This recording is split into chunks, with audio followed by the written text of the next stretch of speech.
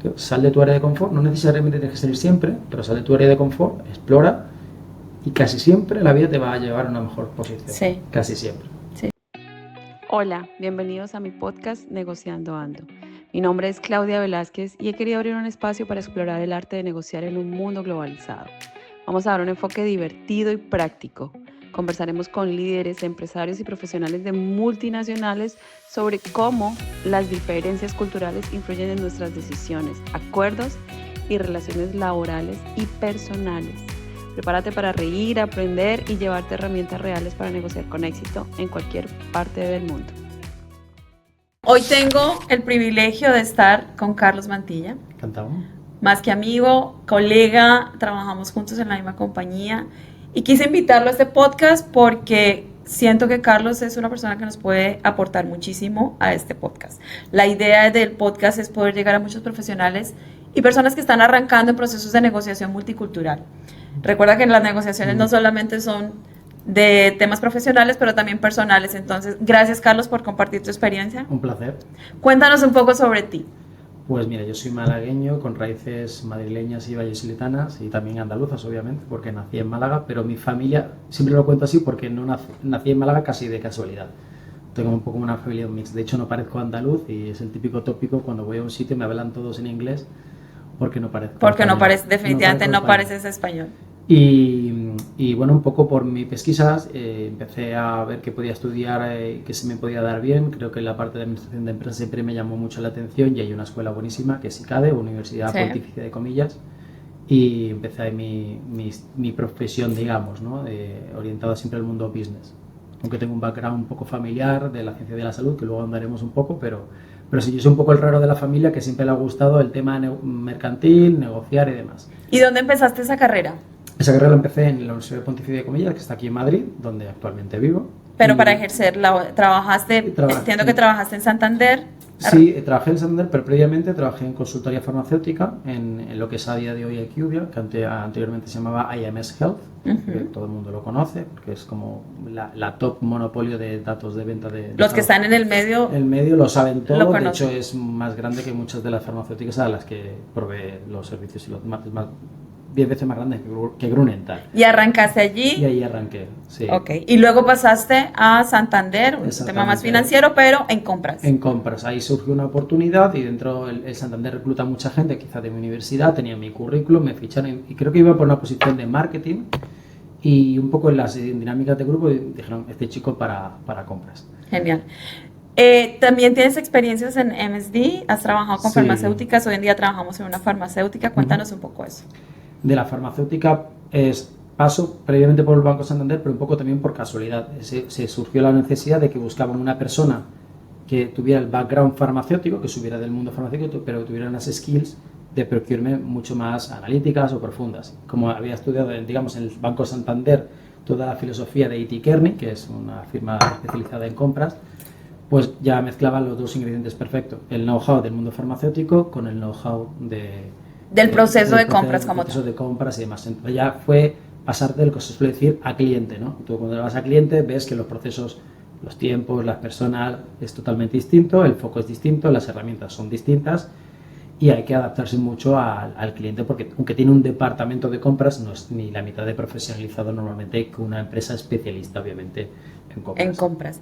Y bueno, ahí quiero arrancar un poco el foco de este podcast y que son las negociaciones multiculturales, porque has pasado por mercados diferentes, pero también trabajas con muchas culturas. Sí. Negocias en Latinoamérica, has negociado en Europa, tienes un background muy fuerte. Entonces, mi primera pregunta es si tienes alguna anécdota o crees que ha sido la negociación más incómoda por un malentendido cultural. Porque hay negociaciones que pueden ser difíciles por temas financieros, lo que sea, pero enfoquémonos en cultura, que tú digas, esta fue la anécdota que más aprendí y que fue incómoda para mí. Quizá, nunca he tenido una negociación realmente que yo categorice como incómoda. He tenido negociaciones más complejas, que se han dilatado más en el tiempo, pero podría ponerte una relativamente reciente por un malentendido cultural, ¿no? Es el tema de los tiempos y me pasa mucho con LATAM. En LATAM, pues quizá en Europa, fíjate que los españoles también tenemos una fama de ser un poco como que huevones, relajados, más flexibles. Pero en LATAM ya es otra liga y es Y es adaptarse, porque me he dado cuenta que, y luego te podría poner ejemplos con mexicanos de casos reales donde... Pero cuéntanos Bueno, casos que son súper interesantes, de esos aprendes más. Te diría, negociaciones reales que nos han fijado, por ejemplo, con no voy a focalizar el país, pero digamos de Norteamérica, ya casi estoy dando una pista, ¿no?, del país. Y te pueden invitar a su fiesta, te pueden invitar, oye, Carlos, me ha encantado el tema, esto está guardado, a mi padre le has encantado, de hecho tengo una fiesta, vente a mi fiesta. Sí. Entonces, eso en español tú se lo dices, dice, bueno, el acuerdo no está firmado en un papel, pero esto está cerradísimo, vamos, y casi que me quiere presentar a su madre o a su hermana, será que este tío, o sea, a un español tú le dices eso y piensa que, bueno, es un formalismo lo del papel, ya lo firmaremos más tarde. Ese papel nunca se firmó y ese contrato nunca se hizo. Y ese te puede dar una ambigüedad de, oye, que si tú hubieras conocido más el perfil cultural de ese país, no te sorprende. No te sorprende, dice, porque no te lo he hecho tampoco de malas, él no te quería jugar, pero luego llegó, la causa fue que un cuñado suyo le dijo, oye, ayúdame tal con este otro proveedor, tal, y dijo, pues mira, entre elegir el proveedor de Carlos o el proveedor de mi amigo, pues elijo el de mi amigo porque le estoy haciendo un favor. Y ellos con su naturalidad lo hicieron así. Sí. Y es muy cultural. Y es muy cultural. Muy cultural entonces, en Latinoamérica. Y cerrar las cosas a tiempo. Eso sí que me ha llevado bastantes desavenencias en lo que es en Grunenthal, sobre todo al principio. Yo me acuerdo, incluso creo que cuando te conocí, cuando fui a Panamá, me tardó como 6 meses en cerrar el contrato. Y dije, ya no me vuelve a pasar.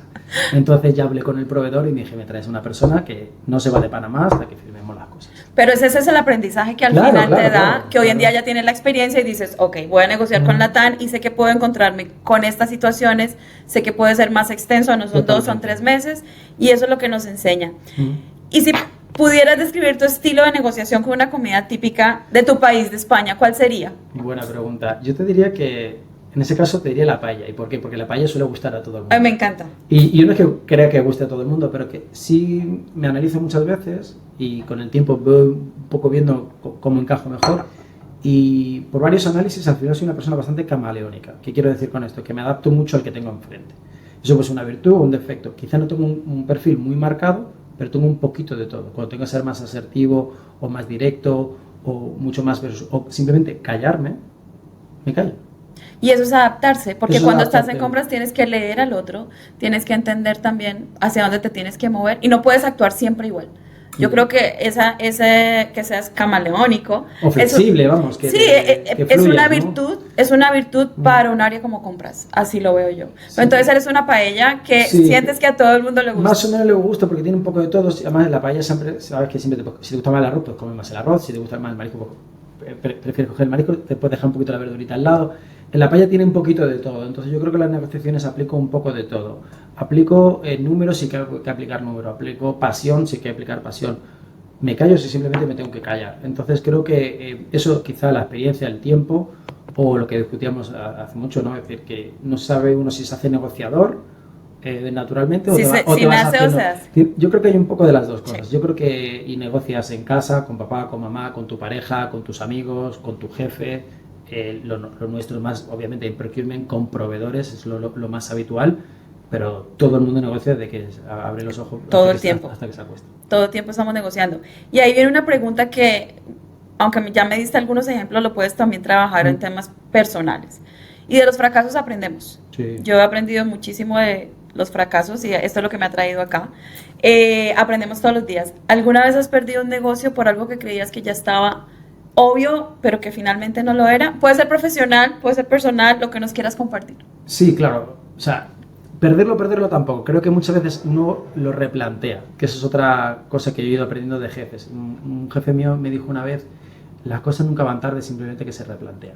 Y eso digo, esta la voy a clavar muchas veces. Está muy bien, está muy bien. ¿no? Porque se puede recuperar. Yo creo muchas veces en las segundas oportunidades. Entonces, como tú dices, de los errores aprende y a la gente yo también le suelo dar una segunda oportunidad. Si me ha decepcionado, procuro darle siempre una segunda oportunidad. O sea, que yo creo que de un error particular, pues no sabría un poco cuál decirte.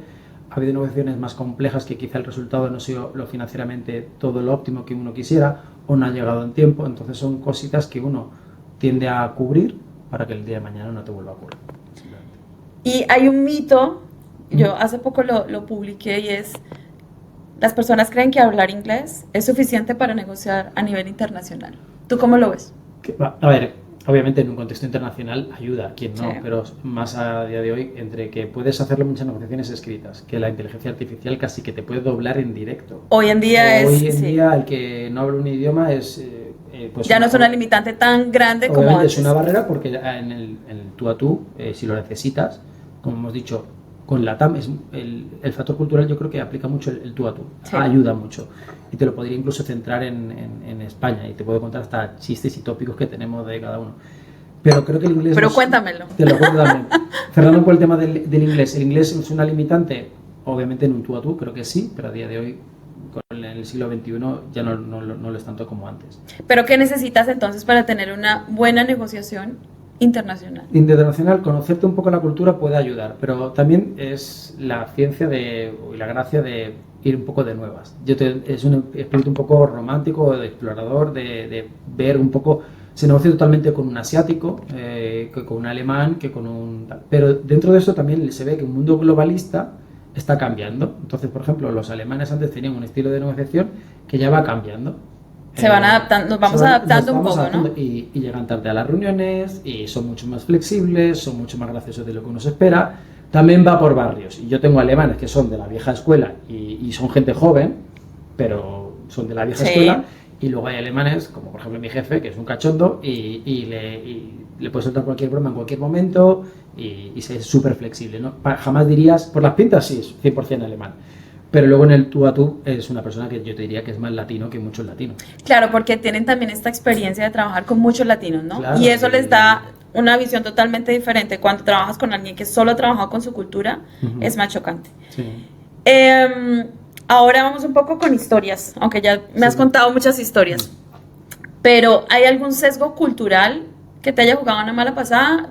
No sé, te digo, a mí qué me pasa como colombiana, y me pasó la primera vez que llegué eso fue en Düsseldorf, en una reunión, me senté al lado del alemán, tú eres colombiana, cocaína. Entonces, para mí fue un choque, para mí era ignorancia de parte de la persona, porque y le decía un poco, tienes que aprender un poco más de los países, Sí. porque siempre señalan lo negativo, no, pero ¿te ha pasado algo Sí. de este estilo que tú te haya chocado o Sí. te haya jugado una mala pasada con alguien? No tampoco mala pasada, pero es verdad, y también con la juventud, ¿no? O sea, a veces si te ven muy joven, yo he estado en mesas de negociación con 26 años y gente de 60 a 65 negociando la electricidad para todo el grupo Santander. Y dicen, bueno, aquí viene el niñito este que no va a saber de nada. Entonces también hay mucho sesgo Ay, cultural, por raza, por sexo, por un montón, ¿no? Entonces, ¿sabes lo que pasa? Que hay que aprovecharlo.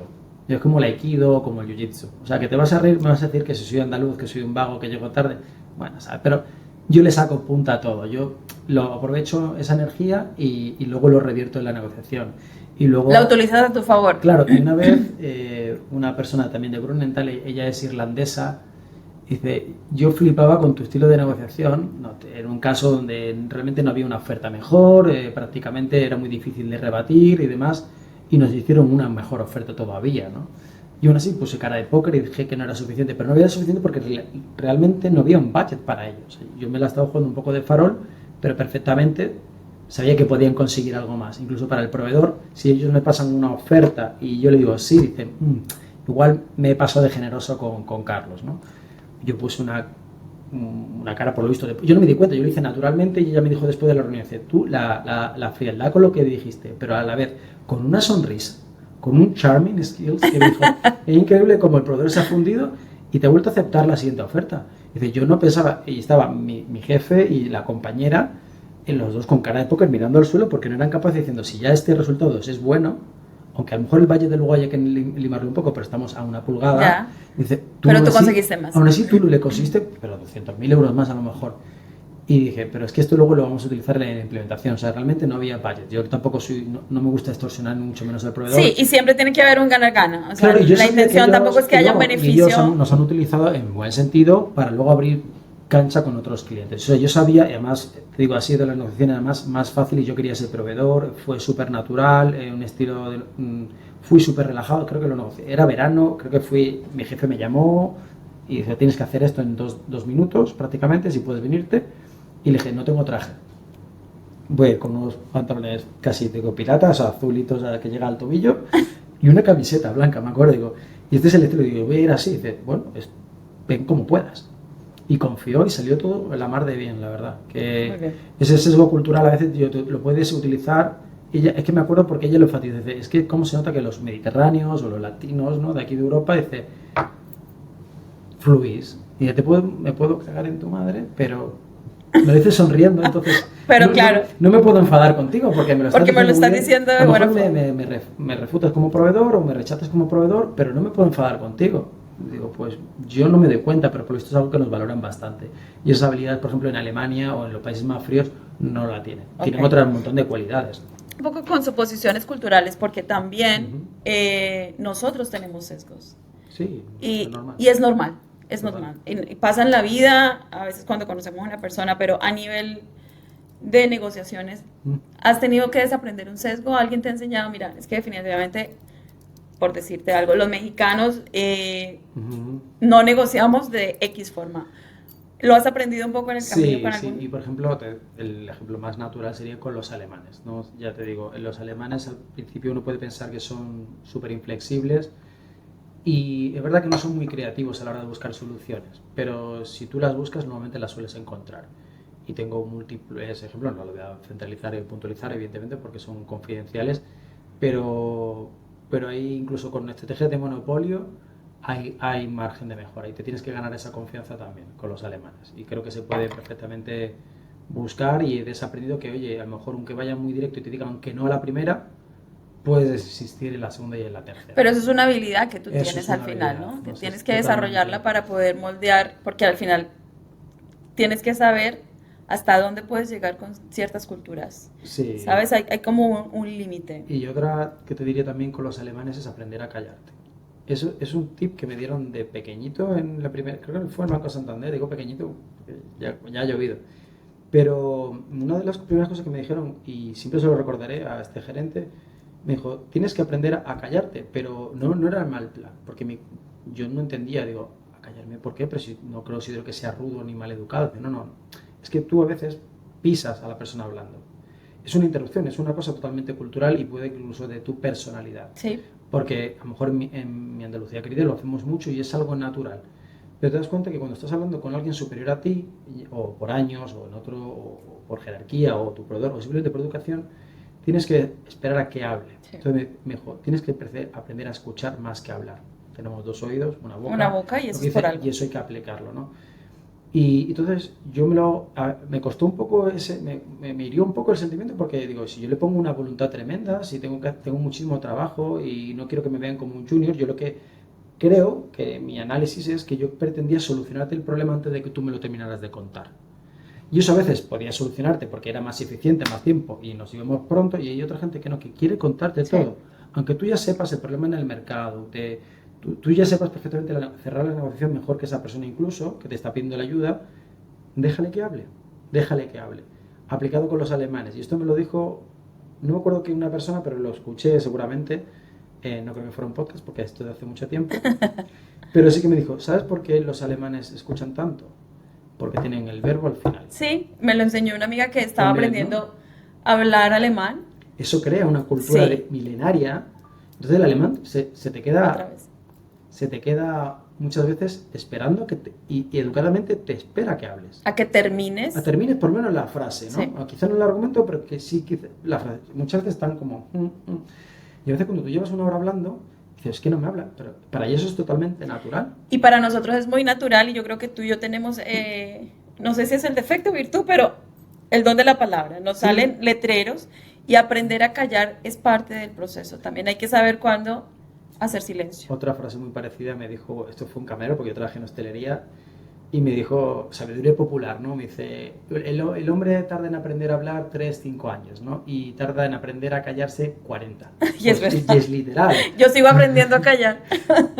O la típica frase, ¿no? Que uno es esclavo de sus palabras y dueño de sus silencios, ¿no? O sea, entonces hay que aprender a escuchar, y de hecho cuando he tenido entrevistas de trabajo, dice, una de tus cualidades, digo, mira, aunque me parezca que yo hablo mucho, me encanta escuchar a la gente. Y aprendí una técnica, y es cuando quieras decir algo, cuenta hasta 3. Que definitivamente ese espacio que te das para contar y cambiar tu cerebro, Total. te permite también entender, ¿valía la pena decirlo o no? O mejor esperamos un poco, ¿no? Pero es parte del aprendizaje que nos da. Quizás es tu actitud, yo te digo, problem solving, oye, yo te quiero ayudar y a veces yo te veo urgente. Pero la gente no me solamente estás no lo contando lee así. todo tu problema y yo te digo, no te preocupes, si ya tengo una negociación clavada, no sé qué, que es parecida a esto, me conozco, no, déjame hablar, déjale al otro hablar, que le cuente todo el problema, escúchame. Y la verdad que es una cualidad que cuando dice, tú a lo mejor puedes poner en tu currículum with listener, aplícalo. Sí. Aplícalo. Y que sea parte de. Te va a ir muy bien. Y tenía un ejercicio en tiempo real.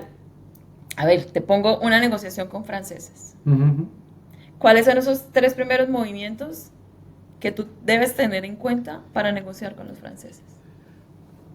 ¿Con los franceses o con las...? Bueno, con los franceses no he negociado tanto, pero sí que los franceses... Pues coge tú una cultura y cuéntanos un poco. 3 movimientos que dices, mira, si vas a negociar con el equipo de Latam o con el equipo específicamente colombianos, tienes que tener en cuenta esto.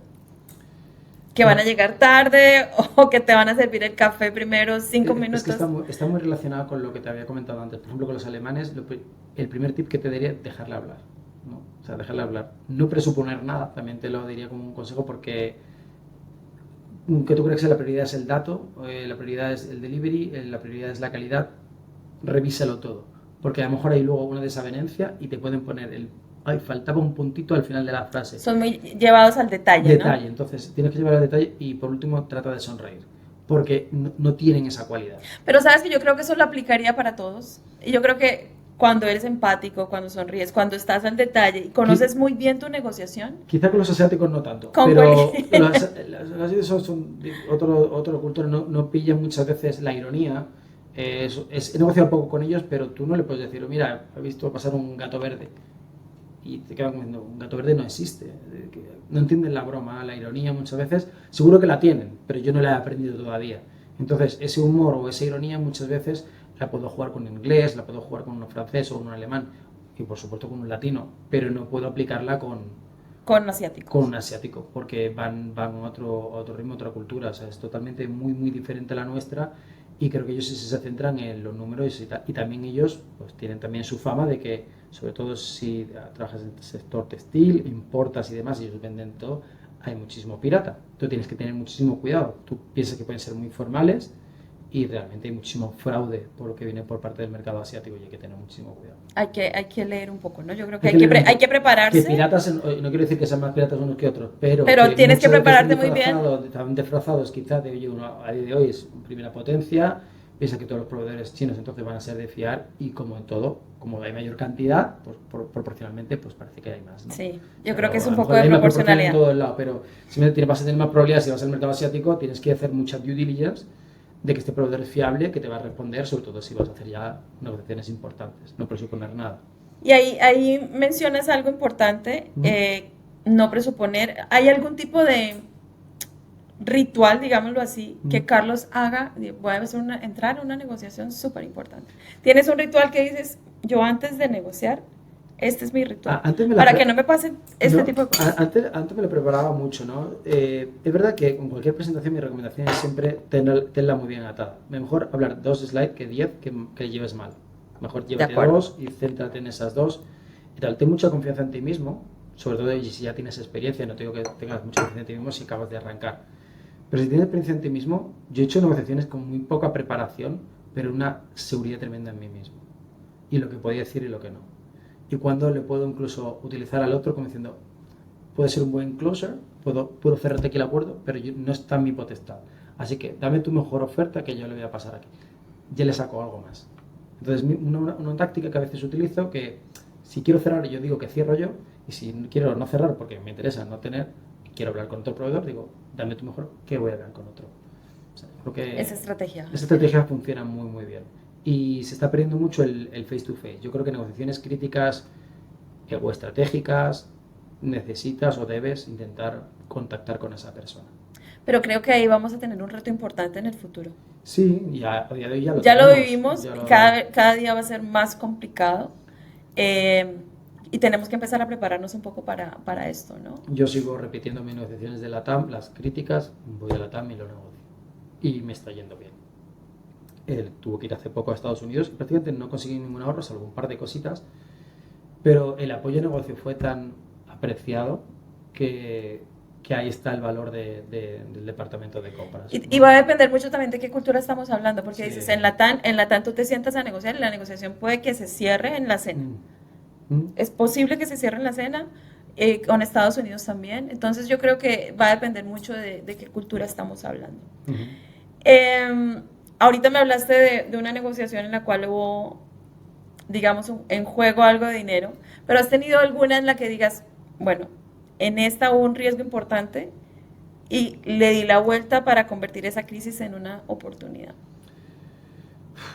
Tengo alguna, sobre todo en MSD, me acuerdo de quizás los principios de los stakeholders iban muy desenfocados con la realidad del mercado, ¿no? Entonces se saltarían todos los procesos de compliance, monoproveedor, quiero seleccionar a este con este presupuesto, y realmente eso totalmente rompía la estrategia de compras, ¿no? Y le pude dar un poco la vuelta, evidentemente no con filosofía barata, porque era un director de unidad. Un director de unidad tampoco le puede decir, oye, no, la compliance me dice que tú tienes que tener aquí 2 ofertas. Le tienes un poco que persuadir, manipular positivamente para decirle, te voy a conseguir algo mejor. Y en mejores plazos, o una versión económica y demás. Y me acuerdo que este proyecto de consultoría para el sector privado farmacéutico, o de reaseguro farmacéutico, acabó maravillado. Dice, menos mal que me templaste, vimos la oportunidad de hacerlo con otro proveedor y no hay color. Me tengo que comer mis palabras y darte la enhorabuena, porque realmente aporta valor el hacer quizá las cosas según la política de compras. Dije, no siempre es así. Sí, no siempre es by the book. No es by the book, pero para que veas, porque tú imagínate que el dinero es tuyo, ¿no? Si muchas veces el dinero es tuyo, posiblemente muchas veces reaccionaríamos de manera diferente. Pero nosotros que trabajamos para clientes que tienen presupuestos de otras personas, parece que les da igual. Oye, yo quiero algo seguro, rápido, que ya conozco, no me saques de mi zona de confort y que esto apresure y hazlo pronto. Tú a veces, si lo puedes un poco manipular en un buen sentido, sí. Bueno, pues este director de unidad ahora cada rato me llamaba. Fíjate, lo que te ganas es lo que parecía en principio un enemigo que dice, bueno, ahora tengo que hablar con este niñito que me negocie esto, ¿por qué? Tal, que cual. Y dije, mira, pues la verdad que una pero le das la vuelta. Nuevamente es como le empiezas a dar la vuelta a... Le das la vuelta con mucha arte, con mucho capotazo, con mucha mano izquierda, sabiendo que hay una jerarquía, aunque te digan que todo es flat y que todos somos iguales. No todos somos iguales, hay un montón de diferencias. Hay que aprender ese matiz, que es muy enriquecedor a la vez, y luego darle una vuelta a ver cómo se puede negociar. Y negocias más internamente que externamente. A ti te habrá pasado un montón de veces que el enemigo lo tienes en casa, no es el proveedor. Sí. No necesariamente. Es el timing, el departamento X que te quiere revisar esto, la burocracia, el paperwork, el estrés que a veces nos infligimos entre compañeros, que es absurdo. Entonces yo muchas veces digo, ya sé por dónde me va a venir. Paciencia, si vas a incluso a veces te atacan en los mails, ¿no? Te ponen como que en copia de un jefe, que yo tal día te informé, y tú dices, no me informas. Ya no, pero eso ya es un nivel... Eso es un nivel, pero no así como... Pero ya empiezas a aprender que por ahí no va, ¿no? Por ahí... Igual, pero pasa igual con los sesgos. Ya digo, esta persona quizá no tenga algo personal contra mí, pero tiene un mal día o es así. O maneja simplemente las cosas escalándolas y... No lo proyectes sobre ti porque te va a hacer mucho daño, sino espera que va a volver y coges la inercia y la proyectas. Sí, nada es personal. Y normalmente con el tiempo, a ver, siempre habrá alguna excepción, te puedes enfadar y la otra persona también se enfada, pero por lo general una desavenencia normalmente la puedes convertir en una virtud, en un shortcut y la cosa al final suele funcionar. Ya te digo, no sé si de la experiencia, de las habilidades, pero ahora estoy ¿O la mezcla de las dos? Sí, ahora estoy en un momento muy dulce de experiencia, pero también con energía, con pasión, que también muchas veces me lo comunican los proveedores. Porque es parte de tu personalidad, pero la experiencia te va haciendo madurar y yo creo que ahora lo puedes manejar mejor con tu forma de ser, basado en esa experiencia, ¿no? Son comentarios muy bonitos que te dicen, oye, pues tus compañeros te dicen, oye, genial cómo has negociado esto y esto otro, oye, cómo has negociado con el jefe, oye, cuando hay unas reuniones internas levantas la mano pero lo quieres hacer de manera constructiva. Ese feedback yo creo que le ayuda a uno a entender. Y luego también que te digan, muchos proveedores, ya te digo, cuando te dicen, mira, no sé el negocio, pero gracias por tu transparencia, gracias por tu honestidad. Cuando muchas veces tenemos 4 ofertas y tenemos que descartar a 3, no te gusta, no es algo agradable y lo puedes hacer muy frío. Yo procuro que sea algo cálido porque el día de mañana, aparte que lo puedo necesitar, si yo estuviera en sus zapatos, también me gustaría que me dijeran algo. Y siempre le digo, vamos a darle buen feedback. Pero ahí es súper importante la empatía, ¿no? Sí. Como nosotros en el área de procurement estamos negociando, hay que ser empáticos. Total. Hay que entender que podemos en algún momento estar al otro lado.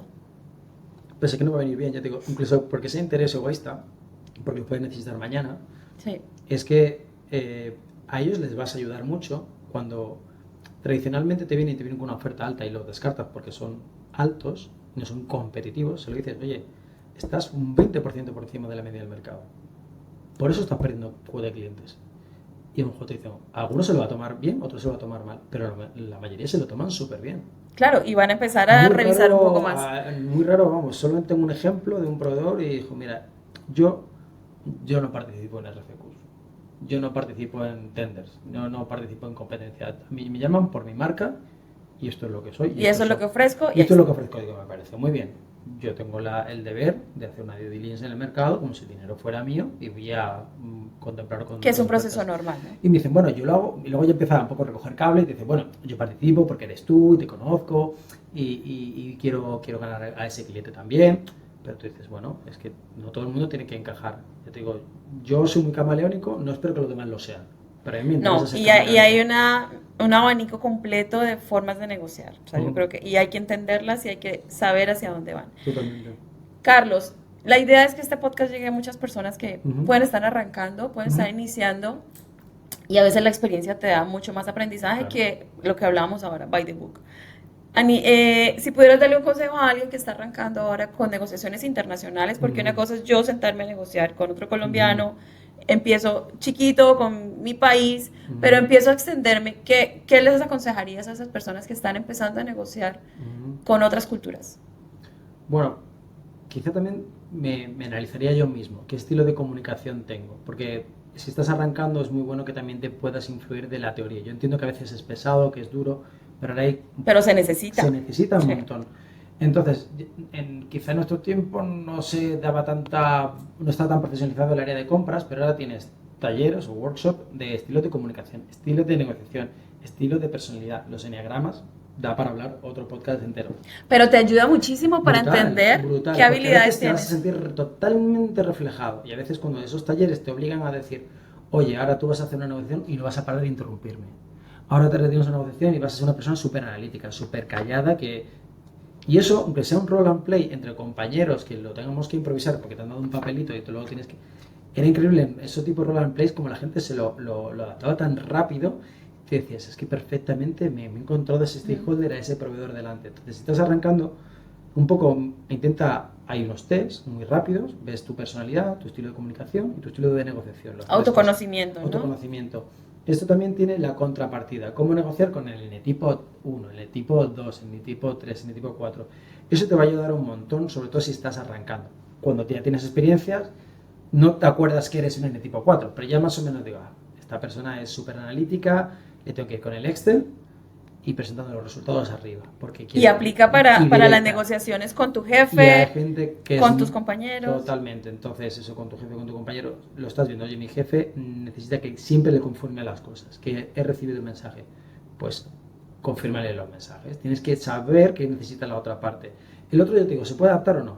Pero tu obligación es adaptarte al terreno de juego, como el arte de la guerra, ¿no? Tienes que conocer el campo, el terreno y el enemigo. Que es un libro súper famoso también que te ayuda a entender. Eso todos los negociadores, creo que yo lo he leído en la escuela y luego lo he tenido que en talleres más ha ido saliendo y digo, si es que esto es clave. Es la base, de ahí arranca todo. De arranca todo y tiene más razón que un santo. Es sabiduría popular, también te digo, al final tu abuelo seguro que negoció y ha negociado bien las tierras. Bueno, pues aprende, porque ¿qué se decía en esos tiempos? Porque siempre estamos negociando, nuevamente. Sí. Negociamos el horario para grabar este podcast, negociamos todo, absolutamente todo. Nuestro matrimonio. ¿Dónde vamos de vacaciones? Que sí, que no.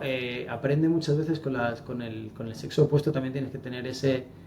Somos muy diferentes, seremos iguales en derechos, pero somos muy diferentes. Si tienes esa habilidad de no sobrecogerte porque te lleven por el terreno quizá más racional, si la otra persona es pasional, sé listo, convéncelo por la parte pasional. Hoy no te va a dar la razón, porque si tú le des suma 2 más 2, hoy no te va a dar la razón.